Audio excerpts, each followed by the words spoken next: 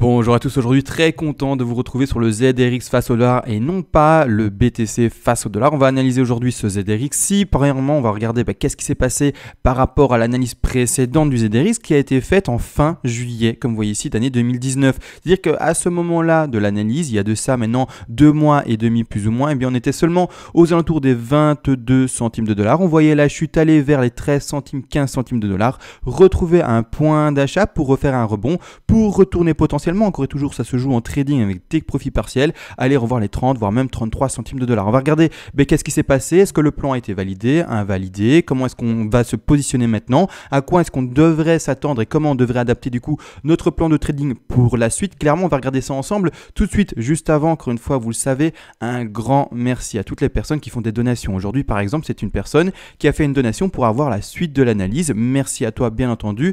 Contre une donation, vous le savez, soit vous demandez une analyse à la demande sur n'importe quel actif spéculatif, crypto-monnaie ou pas, peu importe, faites comme vous voulez. Ou également, vous pouvez me demander toutes les règles d'Elliott en français. C'est ce qui va vous permettre, à vous de faire le même travail. Placer des points d'entrée, des stop-loss, invalidation de scénario, des take profit partiels de placer, etc. De faire vraiment le même travail, projection de prix haussier, baissier, peu importe, sur court, long terme, c'est vous qui voyez. Donc vraiment, clairement, merci à vous tous. Ça fait, mine de rien, vivre la chaîne. On va pas se le cacher.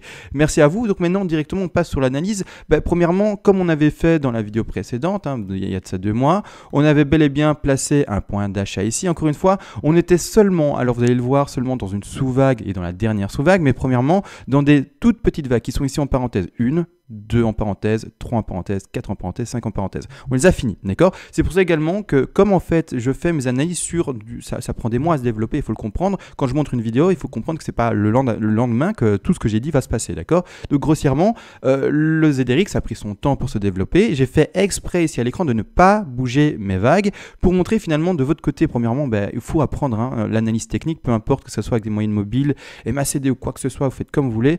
Mais en tout cas, si vous passez par moi, essayez au moins de maîtriser les Fibonacci et les figures classiques, les figures entre guillemets simples, en tout cas que j'explique lors de l'analyse pour après faire le travail et le suivi par vous-même, parce que voilà, je ne peux pas faire des analyses tous les 3 jours sur chaque actif, d'accord? Donc clairement, essayez par vous-même après de gérer ça. Donc ici clairement, je vais zoomer et vous voyez ici, les points sont mal placés, c'est-à-dire que j'ai fait exprès de ne pas retravailler, de ne pas toucher le graphique pour montrer comment ça se passe. Le point d'achat ici, donc ça c'était vraiment le point d'achat le plus pertinent, je l'avais montré, maintenant il y en avait plusieurs bien entendu et le suivi doit être fait. Mais là, plusieurs mois à l'avance, en juillet, donc c'était ici, vers fin juillet, donc on était là, fin juillet ici, clairement plusieurs mois à l'avant, on avait déjà indiqué ça. Ce qu'il faut faire après, c'est d'adapter ça. Regardez également le Fibo, comment il se comporte, pas le Fibo, le RSI, comment il se comporte, et lire ça. Grossièrement, on voit une BAT 3 qui se situe ici. Alors, je ne sais pas si ça se voit bien à l'écran, parce que je sais que j'ai mis mon petit logo pour protéger finalement mes vidéos.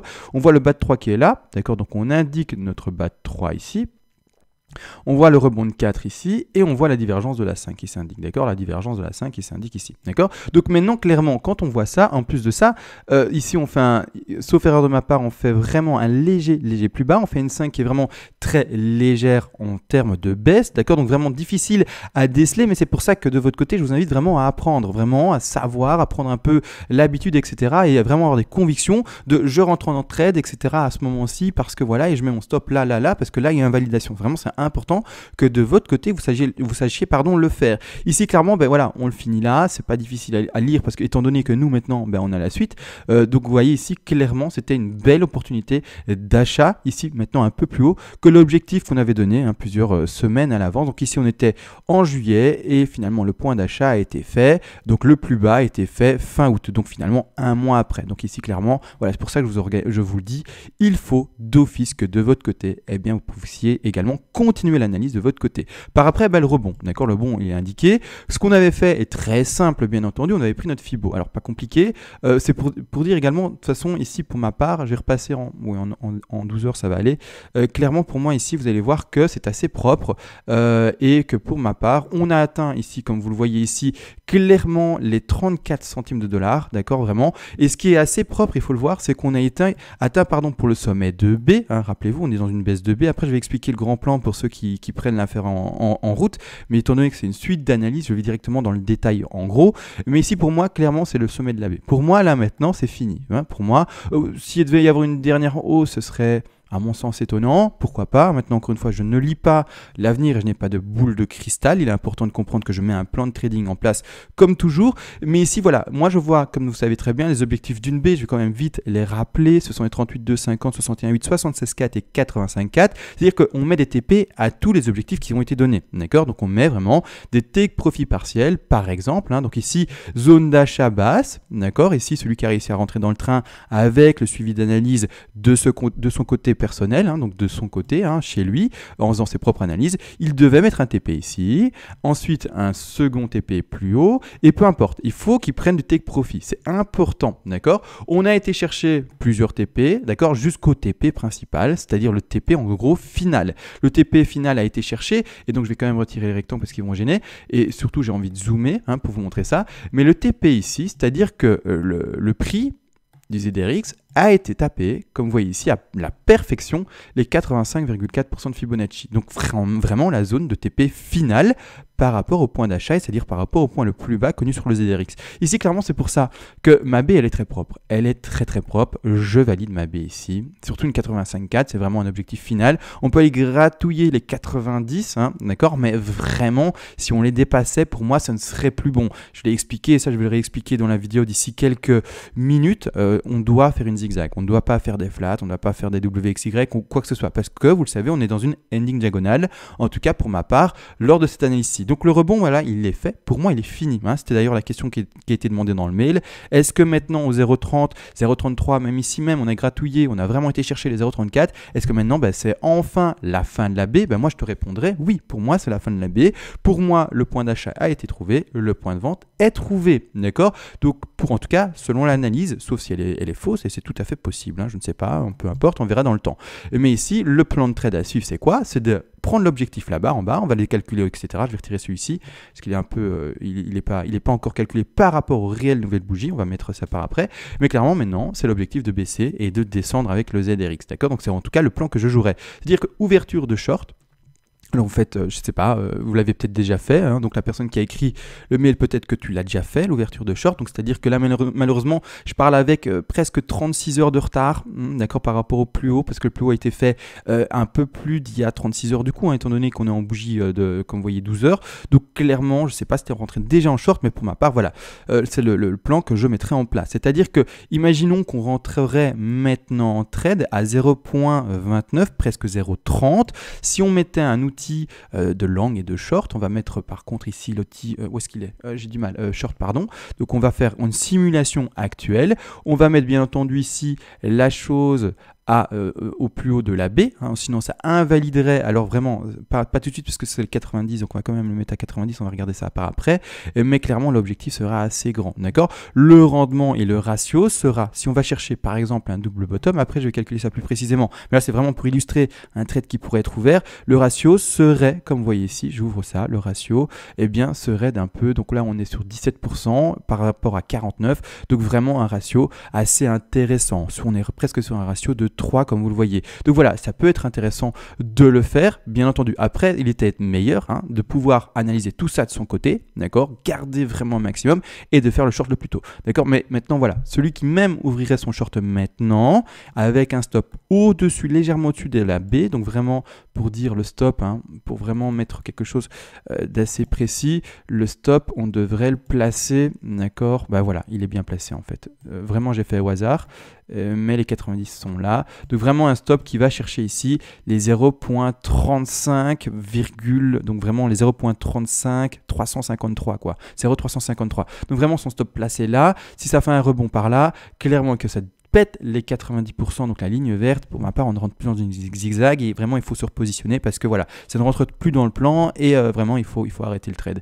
Mais ici clairement voilà, hein, je ne sais pas où vous êtes rentré, avec estimation déjà à l'heure à laquelle je vous parle, il y a quand même un ratio assez intéressant, à vous de voir ce que vous faites.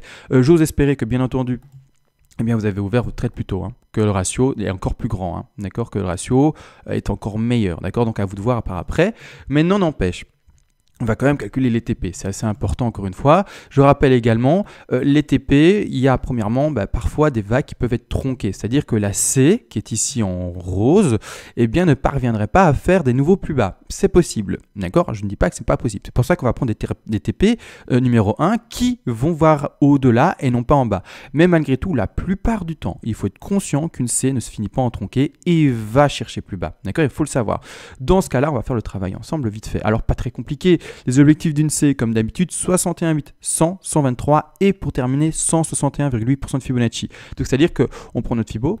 Hein, rien de compliqué, hein, vous voyez bien ici, c'est pas sorcier. Hop, on prend le Fibo, on le met au plus bas ici, on le met au plus haut du B. En tout cas, pour le moment, B spéculé. Si vous voyez qu'il y a un petit rebond et qu'après ça crash et que votre short a tenu le coup parce que votre stop n'était pas mis trop proche, eh bien, vous allez réadapter ça par rapport aux réelles bougies. Mais là, à l'heure actuelle, à laquelle je vous parle, et surtout les 85K touchés, voilà, je pars déjà sur une projection assez certaine. Certaine, non, c'est pas le bon mot, mais en tout cas assez sûre d'elle, d'accord? Et donc, je pars déjà à l'heure actuelle sur des objectifs de rachat de position. Donc ici, clairement, c'est-à-dire short, position de short qui peut être indiquée grossièrement dans cette zone. Hein. Tout dépend de où vous l'avez faite. Hein. Donc ici, plus précisément, le short parfait aurait été fait à 85,4. Maintenant, je ne sais pas où vous l'avez fait, peu importe où vous l'avez fait. En tout cas, dans cette zone-là. Zone de revente de position short. D'accord? C'est-à-dire que là, hop, on va mettre maintenant, au contraire, les zones de take profit partiel de rachat de position de vente. D'accord? Vous avez vendu votre position là et vous rachetez petit à petit et bien par palier.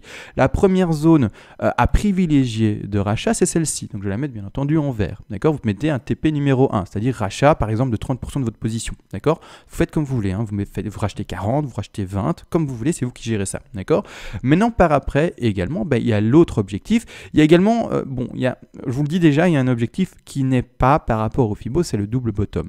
Double bottom peut exister, d'accord? Donc ici également, je mettrai un objectif qui n'est pas et qui ne concerne pas, vous voyez bien, les Fibo, mais qui peut être pris également en compte. Alors vous le prenez ou pas, encore une fois, c'est libre à vous, selon la stratégie que vous mettez. Mais voilà, pour ma part ici, les double bottom, pourquoi pas, d'accord? Même si c'est pas du tout ce que je vais privilégier et surtout, j'ai encore aucune sous-vague pour appuyer mon sous-décompte, mais là, encore une fois, plusieurs mois à l'avance, hein, d'accord? Eh bien, je mets déjà au moins celui-ci. Maintenant, on verra dans les semaines et dans les mois par après comment ça se développe et comment ça se décompte pour voir si oui ou non vraiment je vais prendre en compte le double bottom et si j'ai pas vraiment une envie ou plutôt une analyse qui m'appuierait réellement un crash qui irait voir plus bas. On va voir ça plus tard, maintenant trop tôt, d'accord? Donc maintenant je mets vraiment les TP à l'avance et les TP qui peuvent être en tout cas pris en compte avec une certaine pertinence. Donc les 61,8 qui sont, j'ai pas dit les prix je pense, à 0.20, d'accord? Ici plus bas le double bottom, ça pas compliqué, c'est sur les 0.15 et par après on a également les 100%, bien entendu ici, je vous l'ai dit, 100%, on prend un TP numéro 3 ou 2, hein, c'est celui qui ne fait pas attention au double bottom, ça sera un TP numéro 2, d'accord? Ici par contre 1, 2, 3 pour celui qui prend en compte le double bottom. Ici c'est-à-dire un prix de rachat de sa position de vente à 0.11 et pour terminer, il faudra faire attention également au 0. Hein. Vous voyez, j'ai mis ici l'indication du 0, d'accord? C'est-à-dire que la ligne rouge ici, on ne peut pas aller en dessous, hein, c'est la mort du ZRX, c'est fini. Donc c'est-à-dire que déjà l'objectif ici pour l'AC, hein, on parle bien de la ligne rouge ici, qui devrait descendre au 161,8, non, hein, c'est pas possible, il faut le comprendre. Par contre, le dernier objectif qui se situe au 123% de Fibonacci est à prendre en compte. Celui-ci sans le moindre problème. C'est-à-dire qu'ici, la personne qui vient de shorter, d'accord, celui qui est en position de short, il va jouer un short à long terme premièrement, et il va racheter, d'accord, s'il se tient vraiment fortement à la stratégie donnée, une partie à 0.20, une partie s'il prend en compte le double bottom à 0.15, une partie encore une fois de sa position à 0.11, et il va clôturer presque encore une fois à 100% sa position de trade aux alentours des 0.5, presque en fait, je dirais même pour être plus précis, les 0.6, d'accord, donc excusez-moi, 0.06, d'accord, pas 0.6, 0.06, d'accord, donc ici c'est indiqué de façon à droite, ça se voit en vidéo. Donc ici clairement, position clôturée presque à 100%, c'est-à-dire que vous allez la clôturer, je ne sais pas, à 90, hein, donc par exemple vous vendez 30 là, vous vendez 30 là, vous vendez 20 là, puis 10 là, on arrive à 90, et là maintenant vous gardez 10%. Alors vous allez me dire, mais tu ne mets pas de TP plus bas, pourquoi tu laisses encore une fois ton trade ouvert avec 10% potentiel? Parce qu'un trade qui est gagnant, on le garde encore une fois un maximum de temps ouvert, d'accord? On ne clôture pas un trade gagnant. Un trade perdant, on clôture, ça c'est sûr, d'accord? On clôture ses pertes le plus rapidement possible.